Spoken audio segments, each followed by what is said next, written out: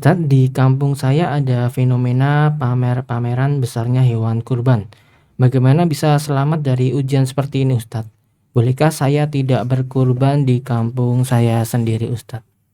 Ya, ini fenomena yang tidak baik ya, memamerkan, membangga-banggakan ini besarnya hewan kurban dengan niatan untuk ria, ya, dengan niatan untuk apalagi dengan niatan untuk sombong, kemudian meremehkan hewan kurban orang lain. Ya, artinya kalau memang bukan memamerkan dalam arti dia ingin berlomba-lomba dalam kebaikan, dia ingin hewan kurban yang besar, hewan kurban yang terbaik, maka ini kebaikan, insya Allah. Ya, jadi bagaimana yang dimaksud? Kalau memang untuk pamer dan kesombongan yang nanti diantaranya adalah dengan adanya celaan kepada orang lain yang kurbannya tidak sebesar dia, kemudian dia mencelaknya, ya, maka ini tidak baik. Namun kalau yang dimaksud adalah fastabiqul khairat, berlomba-lombalah dalam kebaikan. Kita ingin hewan kurban yang terbaik tanpa mencela hewan kurban orang lain. Karena mungkin alhamdulillah Allah bukakan rezeki bagi kita.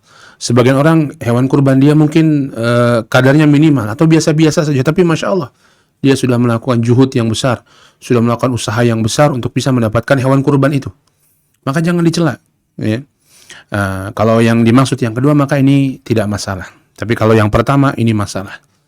Ya, ini fenomena yang buruk, dan selamat dari seperti itu ya minta tolong sama Allah Subhanahu wa taala. Minta tolong sama Allah Subhanahu wa taala agar Allah menyelamatkan, dan kita berusaha semaksimal mungkin untuk jangan ikut-ikutan.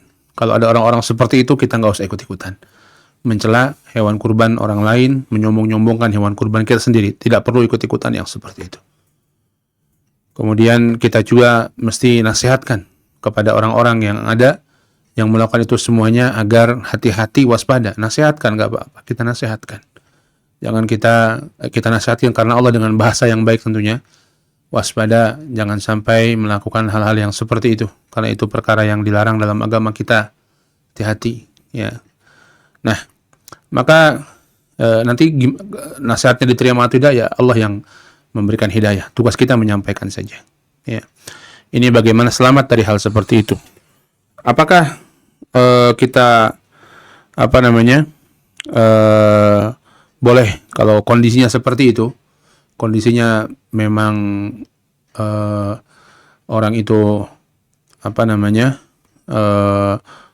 membangga-banggakan dalam rangka sombong, dan itu banyak, dan itu di kondisi sebagian besar masyarakatnya seperti itu. Bolehkah kita di luar kampung kita? Boleh. Kalau memang itu bermudarat bagi kita dan bagi niat kita dalam berkurban, ya maka kita boleh ke tempat lain yang memang tidak seperti itu. Wallahu a'lam bishawab.